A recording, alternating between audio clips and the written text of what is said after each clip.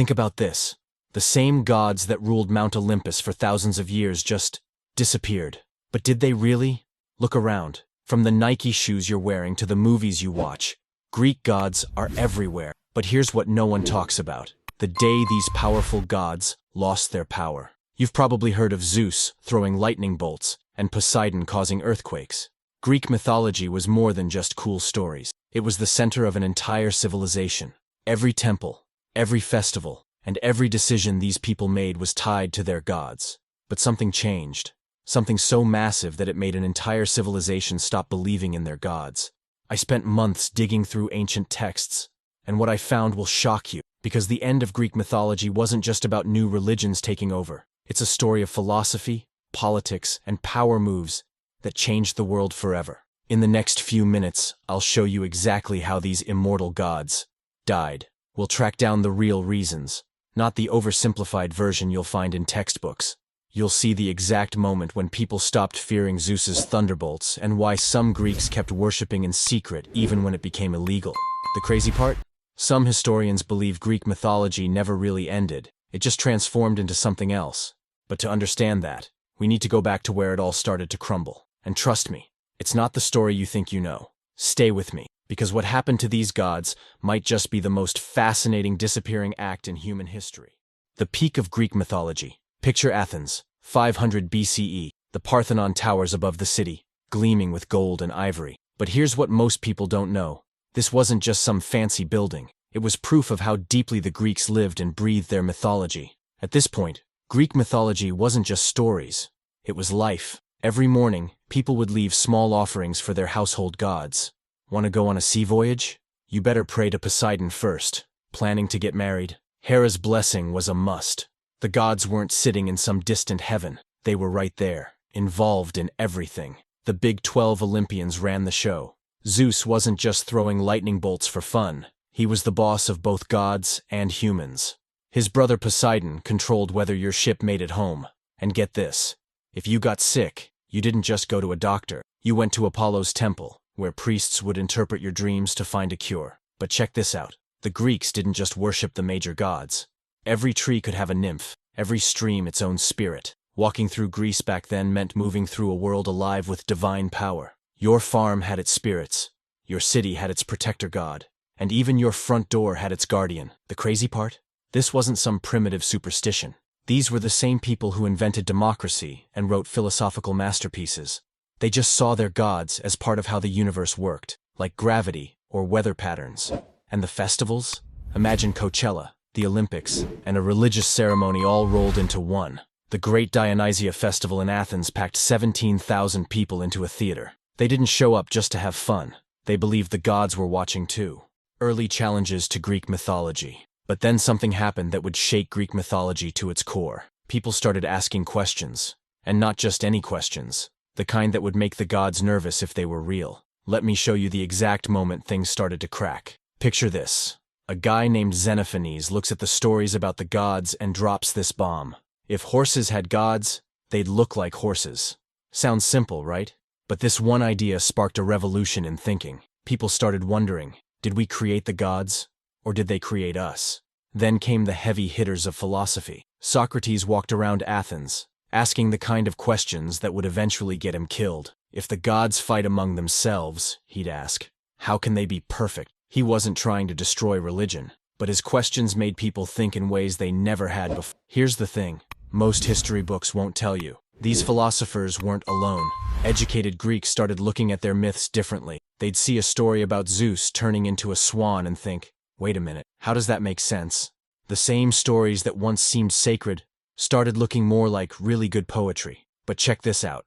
The most dangerous question wasn't about the gods themselves. It was about thunder. Yeah, thunder. See, when philosophers started explaining thunder as a natural event instead of Zeus's anger, it changed everything. If thunder wasn't Zeus, what else had they gotten wrong? The wildest part? Most of these philosophers didn't set out to destroy Greek mythology. They were just asking questions.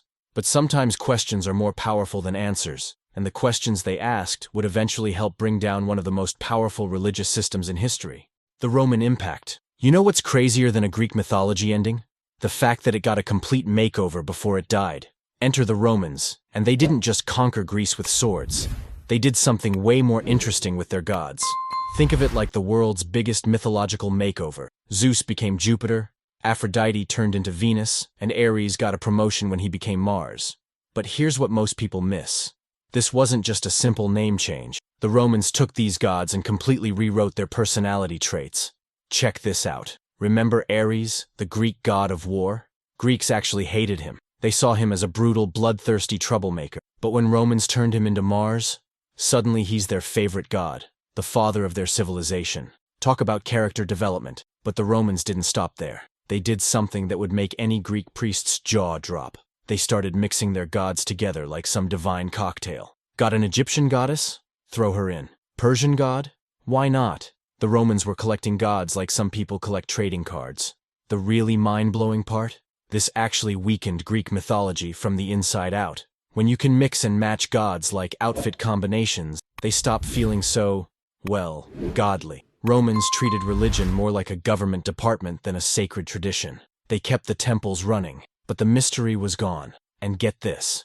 By the time the Romans were done, these gods looked more like government officials in togas than the powerful, mysterious beings Greeks had worshipped for centuries. They were still around, still getting their temples and festivals. But something crucial had changed. The gods had become more like mascots than masters of the universe.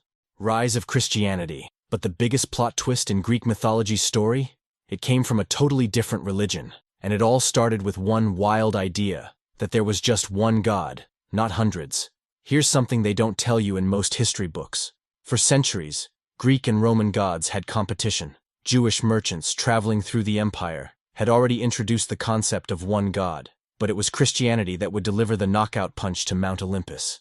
Think about it. Greek temples were getting donations like crazy. Festivals were still packed. Everything seemed fine. Then boom. Emperor Constantine had a vision in 312 CE. Imagine being the most powerful person in the world and suddenly announcing, yeah, those gods we've been worshipping, I'm going with this new god instead. Now this is where it gets intense. Constantine didn't just change his personal beliefs. He changed the game entirely. Suddenly being Christian wasn't just okay, it was cool. It was like the ultimate celebrity endorsement, but for religion. But here's the shocking part. Constantine didn't immediately ban the old gods. He did something way smarter. He started giving Christians special privileges, tax breaks, and political power. Meanwhile, pagan temples, their funding started mysteriously disappearing. The real hammer dropped with Emperor Theodosius. In 392 CE, he straight up banned all pagan worship. Imagine that. The same gods that had ruled the Mediterranean for thousands of years were now illegal. Temples were closed or turned into churches. Having a statue of Zeus could get you in serious trouble. And just like that, the Olympic gods faced something they'd never encountered before, a complete shutdown of their worship. But here's the thing. Some people didn't exactly follow these new rules. The final decline. The end of Greek mythology didn't happen with a bang. But what actually happened is even more dramatic. Let me show you the exact moments when these ancient gods lost their final battles. Remember those massive temples where people would bring gold and treasures to the gods? By 392 CE, they were ghost towns. Emperor Theodosius didn't just close them. He made it illegal to even step inside. Think about that. Places that had been sacred for over 1,000 years were suddenly off limits. But here's the most shocking part that most people don't know about. The Olympic Games. Yeah, the same ones we watch today. They were actually religious festivals for Zeus. In 393 CE, they held the very last ancient Olympics. Imagine being the final athlete to win at Olympia, knowing you'd be the last one for over 1,500 years. The temples weren't just closed, they were transformed. That massive Parthenon turned into a church. Those golden statues of Apollo melted down. Sacred fires that had burned for centuries were put out, one by one. But some Greeks didn't give up easily. They kept their traditions alive in secret. And the last stronghold of the old ways? The philosophical schools in Athens. These places had kept Greek thinking alive for centuries. But in 529 CE, Emperor Justinian shut them down for good. Picture this. The last group of philosophers, leaving Athens with their scrolls and books, knowing they were the final keepers of a tradition that went back to Plato himself. They weren't just leaving a school. They were walking away from the last piece of a world where Greek gods ruled the universe. The craziest part? Some of these secret believers didn't just disappear, and what they did next That's even more incredible. Greek mythology's legacy. But here's the plot twist no one saw coming. The Greek gods never really died. They just changed jobs. They became something entirely different from ruling the universe. Pop culture superstars. Look around you. That Nike swoosh on your shoes? That's actually the wing of Nike, the Greek goddess of victory. Ever seen a Versace logo? That's Medusa's head. These ancient gods are literally walking around on our feet and hanging in our closets. But that's just the beginning. Open up Marvel's Thor comics, and you'll find Greek gods hanging out with Norse ones. Fire up God of War, and you're actually playing through ancient Greek myths. These stories, once whispered in temples, are now being played on millions of screens worldwide. Here's something mind-blowing. We're actually obsessed with Greek mythology, in ways the ancient Greeks never were. Hollywood keeps pumping out movies about the gods. Percy Jackson got an entire generation hooked on these myths. And let's be real, how many of us learned about Greek mythology through Disney's Hercules? But it goes deeper than entertainment. These myths survived because they tell us something about ourselves. When we read about Icarus flying too close to the sun, we're not just reading an old story, we're learning about human pride. Narcissus looking at his reflection? That's basically a 2,000-year-old selfie addiction warning. In universities around the world, people are still studying these myths, finding new meanings, and discovering new detail. They're not studying them as religion anymore. They're studying them as windows into human nature. So, did Greek mythology really end? Maybe the better question is, has it ever been more alive? While nobody's building temples to Zeus anymore, his stories are reaching more people today than ever before in history. Conclusion?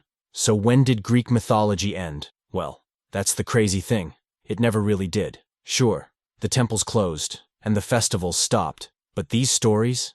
They found a way to survive that even Zeus couldn't have predicted. Think about it. Greek gods went from being all-powerful rulers of the universe to becoming something maybe even more powerful. Ideas that won't die. They shape our movies, books, games, and even the brands we buy. The real mind-bender is this. More people probably know about Greek mythology today than when these gods were actually worshipped. The stories didn't die. They evolved from religious beliefs to cultural icons, from sacred texts to Netflix shows. So next time someone tells you Greek mythology ended with the rise of Christianity, remember this. The gods didn't die. They just got really good at marketing themselves. If you're into mind-blowing history like this, hit subscribe for more ancient mysteries solved.